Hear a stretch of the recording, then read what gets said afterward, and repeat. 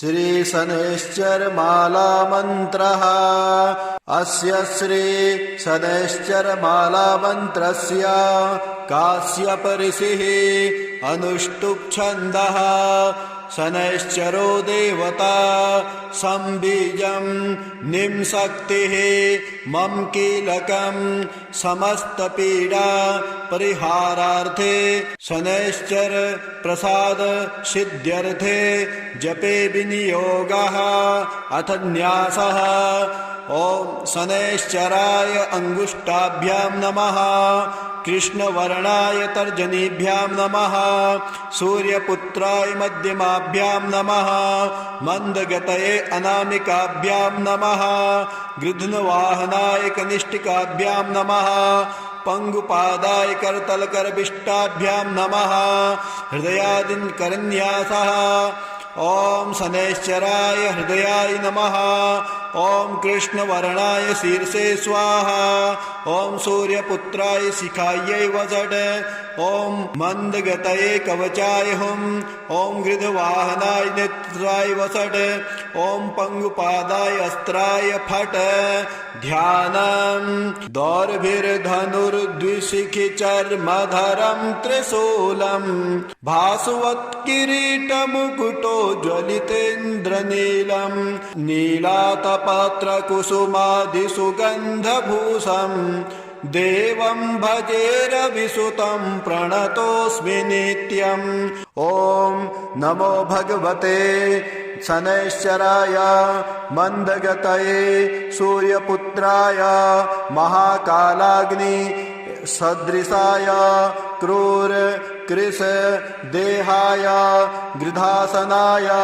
नीलरूपाय चतुर्भुजाय त्रिनेत्राय नीलांबरधराय नीलमाला विभूषिताय धनुराकारमण्डले प्रतिष्ठिताय काश्यप गोत्रात्मजाय माणिक्यमुक्ताभरणाय छायापुत्राय सकल महारौद्राय सकल जगत भयंकराय पंगुपादाय क्रूररूपाय देवासुर भयंकराय सौरये कृष्णवर्णाय स्थूल रोमाय अधोमुखाय नीलभद्रासनाय नीलवर्णरथरूढ़ाय त्रिशूलधराय सर्वजन भयंकराय मंदाय दं सं नम मम हुम रक्ष रक्ष शत्रुन्नाशय नाशय सर्वपीडा नाशय नाशय। विषमस्थ शनैश्चरान् सुप्रीण्य सुप्रीण्य सर्वज्वराय शमय शमय समस्त व्याधि न मोचय मोचय विमोचय माम रक्ष रक्ष समस्त दुष्ट ग्रह भक्ष भक्ष भ्रामय भ्रामय त्रासय त्रासय बन्धय बन्धय उन्मादय उन्मादय दीपय दीपय तापय तापय सर्वविघ्न छिन्धि छिन्धि डाकिनी शाकिनी भूत वेताल यक्ष रक्षो गंधर्व ग्रहान् ग्रासय ग्रासय भक्षय भक्षय दह दह पच पच हन हन विदारय विदारय शत्रुन् नाशय नाशय सर्वपीडा नाशय नाशय। विषमस्थ शनैश्चरान् सुप्रीण्य सुप्रीण्य सर्वज्वरान् समय समय समस्त व्याधिन विमोचय विमोचय। ओम सं नम मम ह्रां फं हुं शनैश्चराय नीलाभरणाय नीलमेखलाय सौरये नमः। ओम श्री गणेशाय नमः। अथ शनैश्चर स्तोत्र प्रारंभः। अस्य श्री शनैश्चर स्तोत्र महामन्त्रस्य काश्यप ऋषिः अनुष्टुप् छन्दः। श्री शनैश्चरो देवता संबीजं नं शक्तिः मम कीलकं शनैश्चर प्रसाद सिद्ध्यर्थे जपे विनियोगः करन्यासः शनैश्चराय अंगुष्ठाभ्यां नमः मंदगतये तर्जनीभ्यां नमः अधोक्षजाय मध्यमाभ्यां नमः सौराय अनामिकाभ्यां नमः शुष्कोदराय कनिष्ठिकाभ्यां नमः छायात्मजाय करतलकरपिष्टाभ्यां नमः अंगन्यासः शनैश्चराय हृदयाय नमः मंदगतये शीर्षे स्वाहा अथोक्षजाय शिखायै वसट सौराय कवचाय हुं शुष्कोदराय नेत्राय वसट छायात्मजाय अस्त्राय फट भूर्भुवस्वरोमिति दिग्बन्धः ध्यानम् चापासनो गृद्धरथस्तु नीलः प्रत्यङ्मुखकाश्यपगोत्रजातः शशूलचापेषु गदाधरोऽभ्याम् सौराष्ट्रदेशप्रभवश्च सौरिः नीलाम्बरो नीलवपुः किरीटे गृद्धासनस्थो विकृताननश्च केयूरहारादिविभूषिताङ्गः सदास्तु मे मन्दगते प्रसन्नः शनैश्चराय शान्ताय सर्वाभीष्टप्रदायिने नमः सर्वात्मने तुभ्यं नमो नीलाम्बराय च द्वादशाष्टमजन्मानि द्वितीयान्ते सुराशिषु ये मे संगता दोषाः सर्वे नश्यन्तु वै प्रभो सूत उवाच शृणुध्वं मुनयः सर्वे शनिपीडाहरं शुभं शनिप्रीतिकरं स्तोत्रं सर्वाभीष्टफलप्रदं पुरा कैलासशिखरे पार्वत्यै शङ्करेण च उपदिष्टं शनिस्तोत्रं प्रवक्ष्यामि तपोधना रघुवंशेति विख्यातो राजा दशरथः प्रभु बभूव चक्रवर्ती च सप्तद्वीपाधिपो बली कृतिकान्ते सनौ याते दैवज्ञैर्ज्ञापितो हि सः रोहिणी सकटं भित्त्वा शनिर्यास्यति साम्प्रतम् इत्थं सकटभेदेन सुरासुरभयङ्करम् द्वादशाब्दं तु दुर्भिक्षं भविष्यन्ते सुदारुणम् देशाश्च नगरग्रामः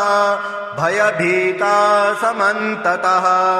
ब्रुवन्ते सर्वलोकानां भयमेतत् समागतम् एवमुक्तास्ततो वाक्यं मन्त्रिभिः सह पार्थिवः व्याकुलं तु जगद्दृष्ट्वा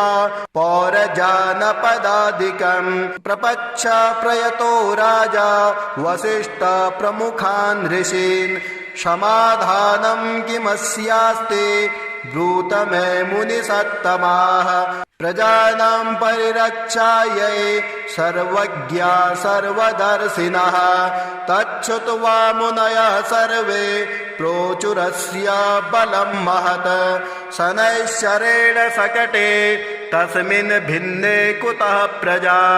अयं योगो ह्यसाध्यं तु शक्रब्रह्मादिभिस्तथा शतो सञ्चित्य मनसा सहसा पुरुरर्षभः समादाय धनुर्दिव्यं दिव्यायुधसमन्वितं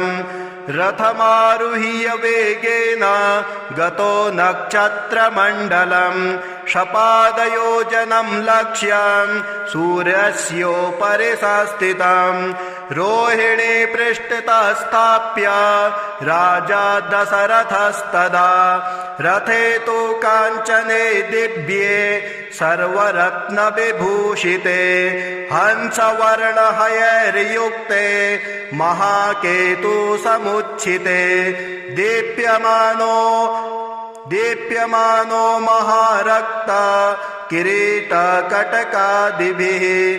दीप्यमानो महारक्ता किरीटकटकादिभिः बभ्रानसा तदाकाशे द्वितीय इव भास्कर अकारणचूर्णचापेन संहारस्त्रं न्ययोजयत् संहारस्त्रं स निर्दृष्ट्वा सुरासुरभयङ्करम् कृतिकान्ते तदा स्थित्वा प्रविशन् किल रोहिणीम् दृष्ट्वा दशरथं चाग्रे ततस्तौ स भ्रुकुटी मुखः हसित्वा तभ्ययात् स्वरे हृदं वचनमब्रवीत् पौरुषं तव राजेन्द्र सुरासुरभयङ्करम् देवासुरमनुष्याश्च सिद्धविद्याधरोरगाः मयावलोकिताः सर्वे दैन्यमासो व्रजन्ति ते तुष्टोऽहं तव राजेन्द्र तपसा पौरुषेण च वरं ब्रूहि प्रदास्यामि मनसा यदभीप्सितम् दशरथ उवाच प्रसादं कुरु मे सौरे वरदो यदि मे स्थितः अद्य प्रभृति मे राष्ट्रे क्रीडा कार्या न कस्यचित् रोहिणी भेदयित्वा तो न गतव्यं त्वयासने सरितः सागरा सर्वे यावच्चन्द्रार्कमेदिनी द्वादशाब्दं तु दुर्भिक्षं न कदाचित् भविष्यति याचित्तं तु मया सौरे नान्यमिच्छाम्यहं वरम् एवमस्त्विति सुप्रीतो वरं प्रादातु शाश्वतम् कीर्तिरेषा त्वदीया च त्रैलोक्ये सम्भविष्यते प्राप्य चैनं वरं राजा कृतकृतो भवत्तदा एवं वरं तु सम्प्राप्य दृष्टरोमा स पार्थिवः रथोपस्थे धनुस्थाप्य भूत्वा चैव कृताञ्जलिः ध्यात्वा सरस्वती देवी गणनाथं विनायकम् राजा दशरथस्तोत्रं सौरेरिमदथाकरोत् अथ स्तोत्रं दशरथ उवाच नमः कृष्णाय नीलाय शिखिकण्ठनिभाय च नमो नीलमुखाब्जाय नीलोत्पतनिभाय च नमो निर्मांसदेहाय दीर्घसमश्रुजटाय च नमो विशालनेत्राय शुष्कोदरभयानक नमः पुरुषनेत्राय स्थूलरोणे नमो नमः नमो नित्यं क्षुधार्थाय अतृप्ताय नमो नमः नमो दीर्घाय शुष्काय कालदृष्टाय ते नमः नमस्ते घोररूपाय दुर्निरीक्षाय ते नमः नमो घोराय रौद्राय भीषणाय करालिने नमस्ते सर्वभक्षाय वलिमुख नमोऽस्तु ते सूर्यपुत्र नमस्तेस्तु भास्करो भयदायिने अधोष्ठे नमस्तेस्तु संवर्तक नमो नमः नमो मन्दगते तुभ्यं निस्त्रिसाय नमो नमः नमो दुस्सहदेहाय नित्ययोगरताय च ज्ञानदृष्टे नमस्तेस्तु कश्यपात्मजसूनवे तुष्टो ददासि त्वं राज्यं क्रुद्धो हरसि तत्क्षणात् देवासुरमनुष्याश्च सिद्धविद्याधरोरगाः त्वयावलोकिताः सर्वे दैन्यमासो व्रजन्ति ते ब्रह्मा शक्रो यमश्चैव ऋषयः सप्तसागरः राज्यभ्रष्टा भवन्तेह तव दृष्ट्यावलोकिता देशाश्च नगरग्रामः दीपाश्च गिरयस्तथा सरितः सागराः सर्वे नाशं नश्यन्ति समूलतः प्रसादं कुरु मे सौरे वरदोषे महाबल इति स्तोत्रम् एवमुक्तास्तदा सौरिः ग्रहराजो महाबलः अब्रवीच्च स निर्वाक्यं दृष्टरोमा सभास्करिः स निर्वाच तुष्टोऽहं तव राजेन्द्र स्तोत्रेणानेन सुब्रत वरं ब्रूहि प्रदास्यामि मनसा यदि भीप्सितं दशरथ उवाच प्रसन्नो यदि मे सौरे पीडा कुरु न कस्यचिद् देवासुरमनुष्याणां पशुपन्नगपक्षिणां स निर्वाच ग्रहणाश्च ग्रहाज्ञेया ग्रहापीडाकरा स्मृताः अदेयोऽपि वरोऽस्माभिः तुष्टोऽहं तु ददामि ते देवासुरमनुष्याश्च सिद्धविद्याधरोरगाः पशुपक्षी मृगाः वृक्षा पीडा मुञ्चन्तु सर्वदा त्वया प्रोक्तमिदं स्तोत्रं या पठेद्दिह मानवः एककालं क्वचित् कालं पीडा मुञ्चापि तस्य वै मृत्युस्थाने गतो वापि जन्मव्ययगतोऽपि वा पठन्ते श्रद्धया युक्तः शुचिः स्नात्वा समाहितः समिपत्रे सभर्यश्च प्रतिमां लोहजा मम माशौदानं तिलैर्मिश्रं दद्याल्लोहं तु दक्षिणां कृष्णाङ्गं महिषं वस्त्रं मानुदिश्य द्विजातये मदिने तु विशेषेण स्तोत्रेणानेन पूजयेत् पूजयित्वा जपेत् स्तोत्रं भुक्त्वा चैव कृताञ्जलिः तस्य पीडां न चैवाहं करिष्यामि कदाचन गोचरे जन्मलग्ने वा दशास्वन्तर्दशासु च रक्षामि सततं तस्य पीडास्वनग्रहस्य च अनेनैव प्रकारेण पीडामुक्तं जगद्भवेत् सूत उवाच वरद्वयं तु सम्प्राप्य राजा दशरथस्तदा मेने कृतास्थमात्मानं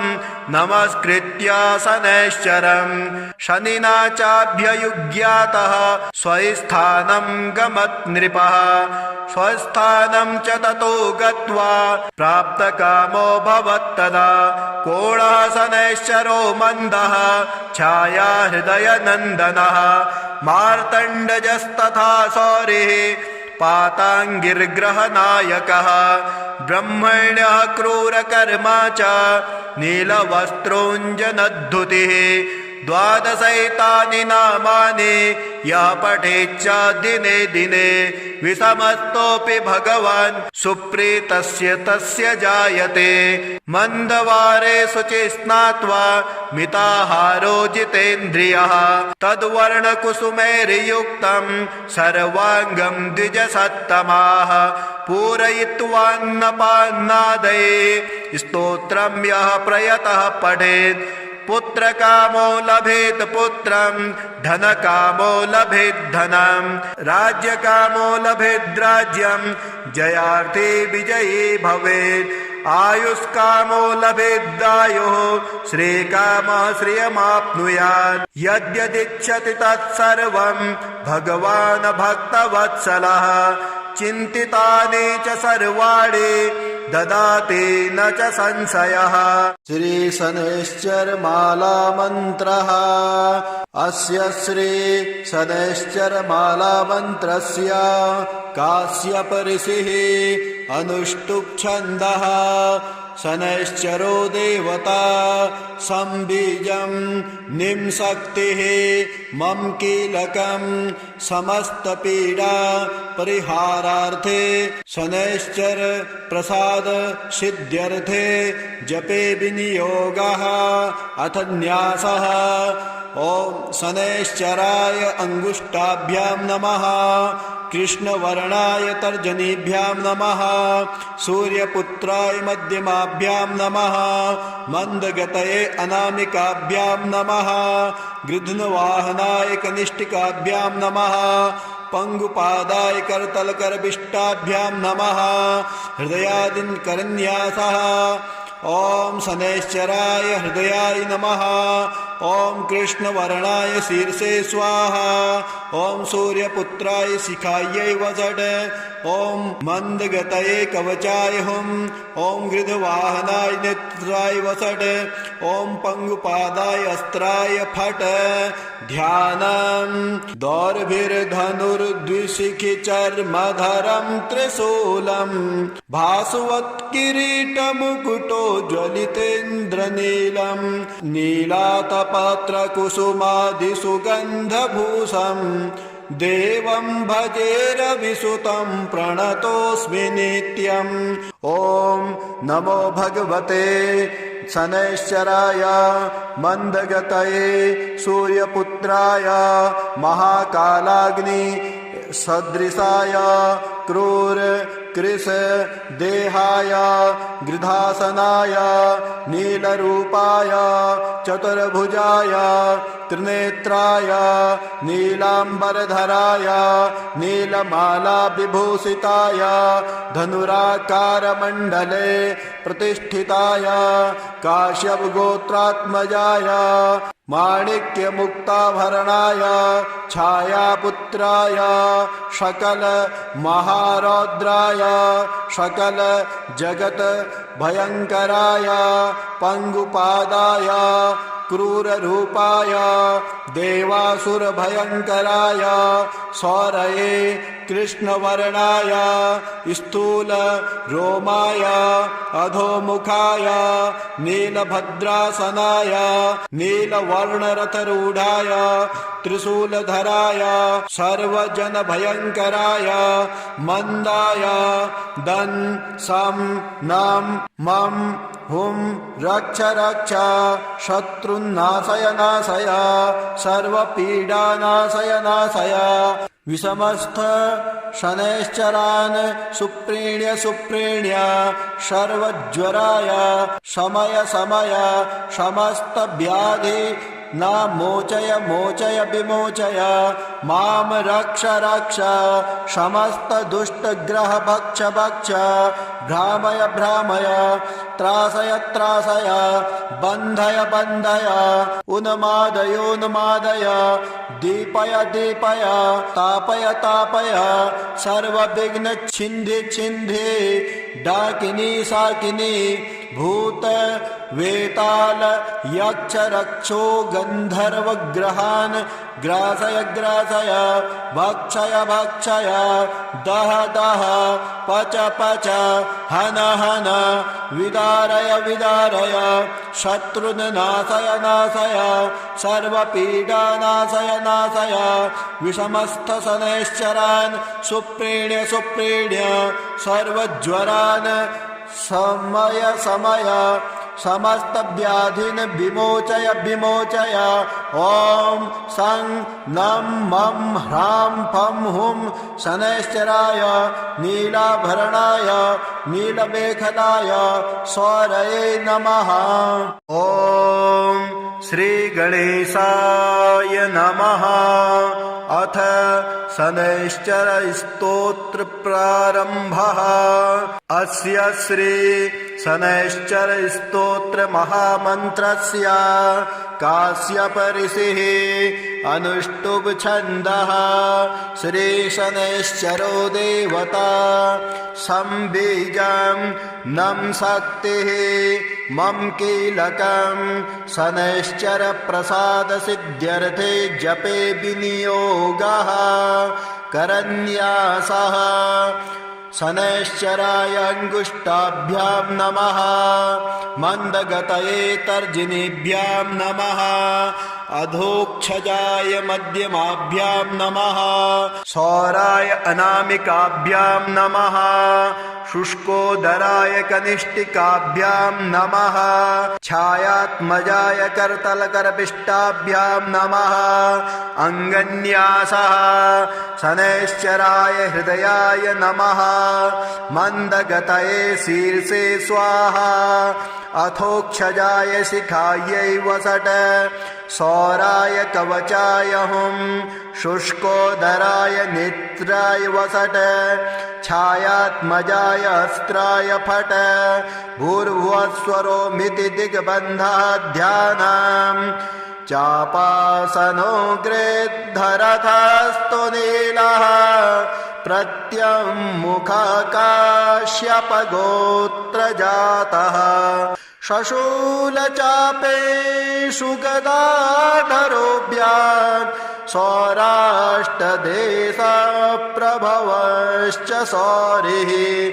नीलाम्बरो नीलवपुः किरीटे गृद्धासनस्थो विकृताननश्च केयूरहारादिविभूषिताङ्गः सदास्तु मे मन्दगते प्रसन्नः शनैश्चराय शान्ताय सर्वाभीष्टप्रदायिने नमः सर्वात्मने तुभ्यं नमो नीलाम्बराय च द्वादशाष्टमजन्मानि द्वितीयान्तेषु राशिषु ये ये मे संगता दोषाः सर्वे नश्यन्तु वै प्रभो सूत उवाच शृणुध्वं मुनयः सर्वे शनिपीडाहरं शुभं शनिप्रीतिकरं स्तोत्रं सर्वाभीष्टफलप्रदम् पुरा कैलासशिखरे पार्वत्यै शङ्करेण च उपदिष्टं शनिस्तोत्रं प्रवक्ष्यामि तपोधना रघुवंशेति विख्यातो राजा दशरथः प्रभु बभूव चक्रवर्ती च सप्तद्वीपाधिपो बली कृतिकान्ते शनौ याते दैवज्ञैर्ज्ञापितो हि सः रोहिणी शकटं भित्त्वा शनिर्यास्यति साम्प्रतम् इत्थं शकटभेदेन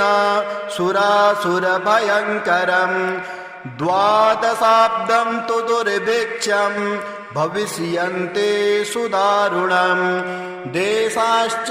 नगरग्रामः भयभीता समन्ततः ब्रुवन्ते सर्वलोकानां भयमेतत् समागतम् एवमुक्तास्ततो वाक्यं मन्त्रिभिः सह पार्थिवः व्याकुलं तु जगद्दृष्ट्वा पौरजानपदादिकं प्रपच्छ प्रयतो राजा वसिष्ठ प्रमुखान् ऋषीन् समाधानं किमस्यास्ते ब्रूत मे मुनिसत्तमाः प्रजानां परिरक्षायै सर्वज्ञा सर्वदर्शिनः तच्छ्रुत्वा मुनयः सर्वे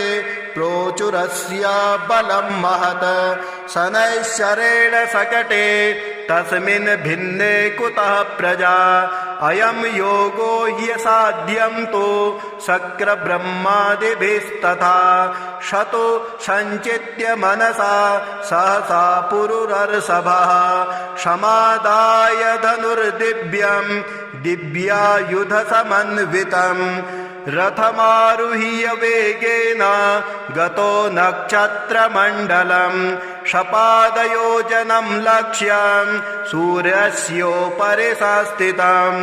रोहिणी पृष्ठतः स्थाप्य राजा दशरथस्तदा रथे तु काञ्चने दिव्ये सर्वरत्नविभूषिते हंसवर्णहयैर्युक्ते महाकेतु समुच्छिते दीप्यमानो महारक्ता किरीटकटकादिभिः दीप्यमानो महारक्ता किरीटकटकादिभिः बभ्रानसा तदाकाशे द्वितीय इव भास्कर अकारणचूर्णचापेन संहारस्त्रं न्ययोजयत् संहारस्त्रं स निर्दृष्ट्वा सुरासुरभयङ्करं कृतिकान्ते तदा स्थित्वा प्रविशन् किल रोहिणीं दृष्ट्वा दशरथं चाग्रे ततस्तौ स भ्रुकुटीमुखः हसित्वा तभ्ययात् स्वरे हृदं वचनमब्रवीत् पौरुषं तव राजेन्द्र सुरासुरभयङ्करं देवासुरमनुष्याश्च सिद्धविद्याधरोरगाः मयावलोकिताः सर्वे दैन्यमासो व्रजन्ति ते तुष्टोऽहं तव राजेन्द्र तपसा पौरुषेण च वरं ब्रूहि प्रदास्यामि मनसा यदभीप्सितं दशरथ उवाच प्रसादं कुरु मे सौरे वरदो यदि मे स्थितः अद्य प्रभृति मे राष्ट्रे प्रीडा कार्या न कस्यचित् रोहिणी भेदयित्वा तो न गतव्यं त्वया सने सरितः सागरा सर्वे यावच्चन्द्रार्कमेदिनी द्वादशाब्दं तु दुर्भिक्षं न कदाचित् भविष्यति याचित्तं तु मया सौरे नान्यमिच्छाम्यहं वरम् एवमस्त्विति सुप्रीतो वरं प्रादातु शाश्वतम् कीर्तिरेषा त्वदीया च त्रैलोक्ये सम्भविष्यते प्राप्य चैनं वरं राजा कृतकृतो भवत्तदा एवं वरं तु सम्प्राप्य दृष्टरोमा स पार्थिवः रथोपस्थे धनुस्थाप्य भूत्वा चैव कृताञ्जलिः ध्यात्वा सरस्वते देवे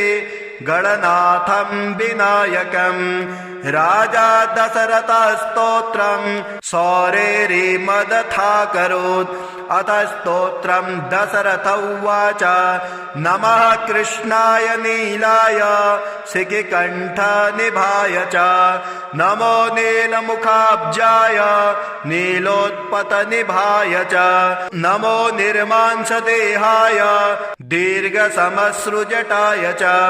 नमो विशालनेत्राय शुष्कोदरभयानक नमः पुरुषनेत्राय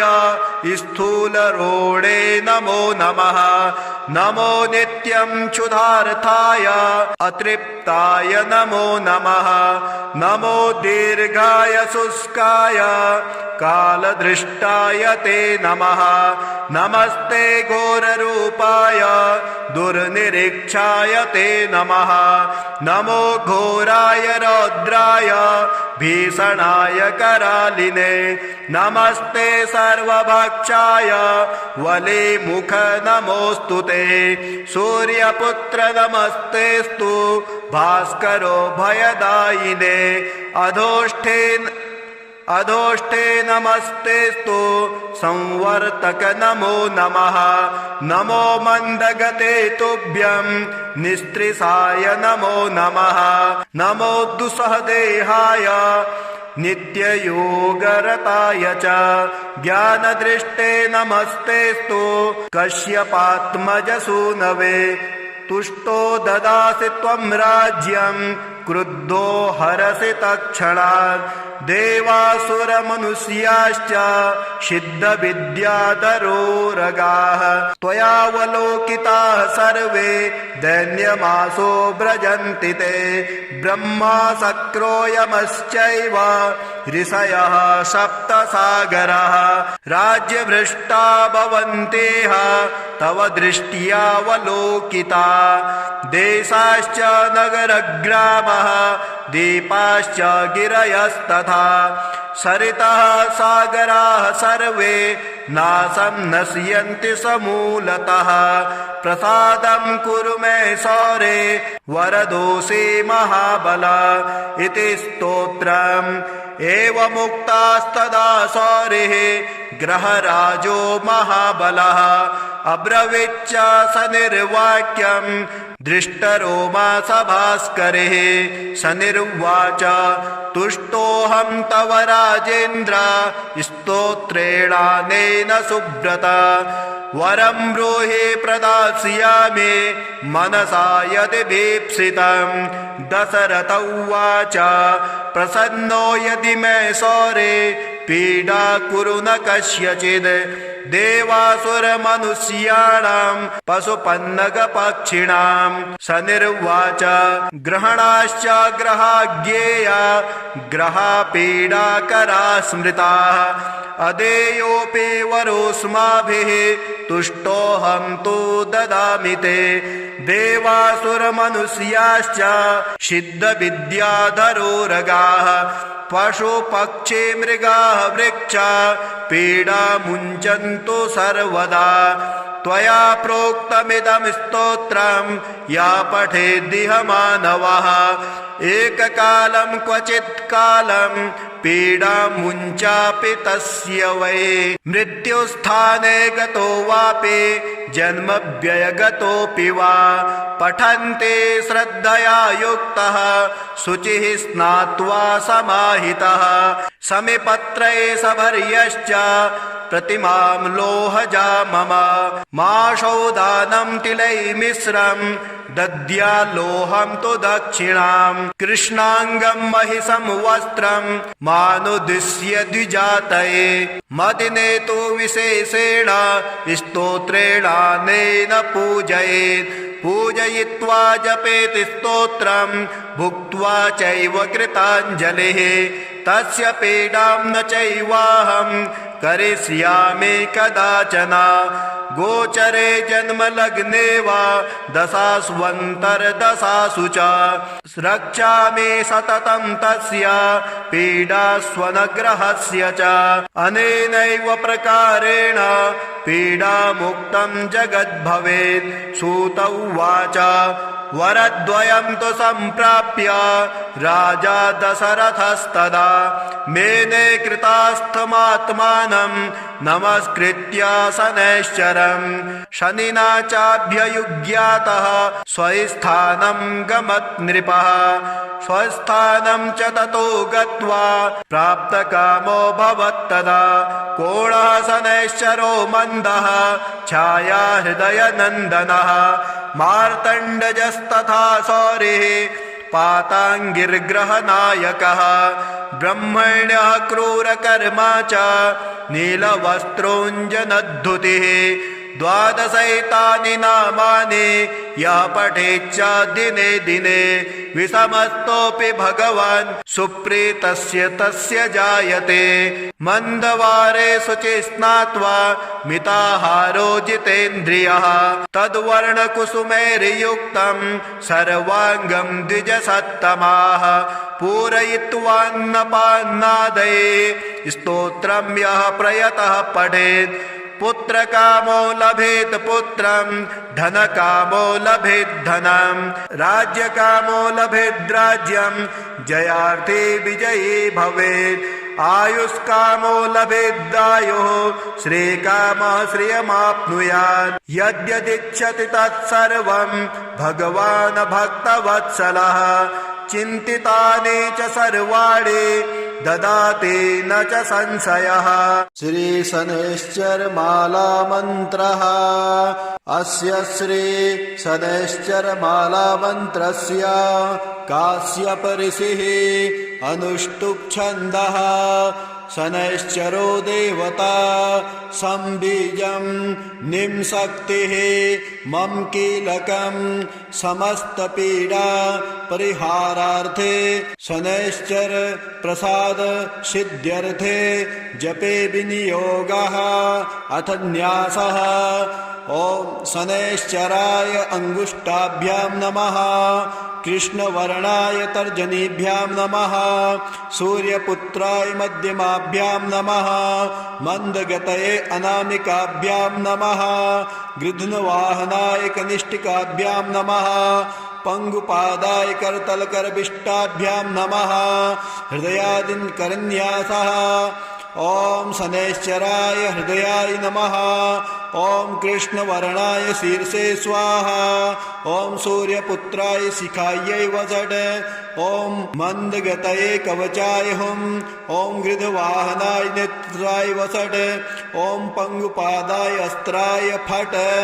ध्यानम् दौर्भिर्धनुर्द्विशिखिचर्मधरं त्रिशूलम् भासुवत्किरीटमुकुटो ज्वलितेन्द्रनीलम् नीलातपत्रकुसुमादिसुगन्धभूषम् देवं भजेरविसुतं प्रणतोऽस्मि नित्यम्। ओम नमो भगवते शनैश्चराय मंदगतये सूर्यपुत्राय महाकालाग्नि सदृशाय क्रूर कृश देहाय गृधासनाय नीलरूपाय चतुर्भुजाय त्रिनेत्राय नीलांबरधराय नीलमाला विभूषिताय धनुराकारमण्डले प्रतिष्ठिताय काश्यपगोत्रात्मजाय माणिक्यमुक्ताभरणाय छायापुत्राय सकल महारौद्राय सकल जगत भयंकराय पंगुपादाय क्रूररूपाय देवासुर भयंकराय सौरये कृष्णवर्णाय स्थूल रोमाय अधोमुखाय नीलभद्रासनाय नीलवर्णरथरूढ़ाय त्रिशूलधराय सर्वजन भयंकराय मंदाय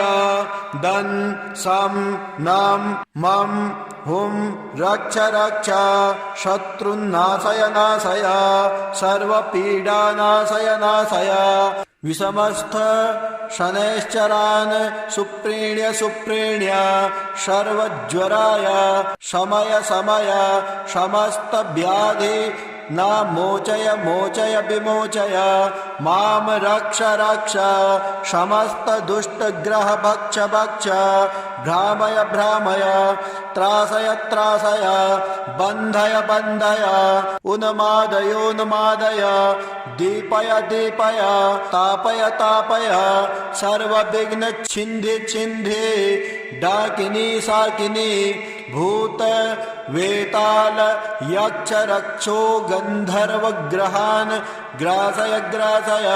भक्षय भक्षय दह दह पच पच हन हन विदारय विदारय शत्रुन् नाशय नाशय सर्वपीडा नाशय नाशय। विषमस्थ शनैश्चरान् सुप्रीण्य सुप्रीण्य सर्वज्वरान् समय समय समस्त व्याधिन विमोचय विमोचय। ओम सं नम मम ह्रां फं हुं शनैश्चराय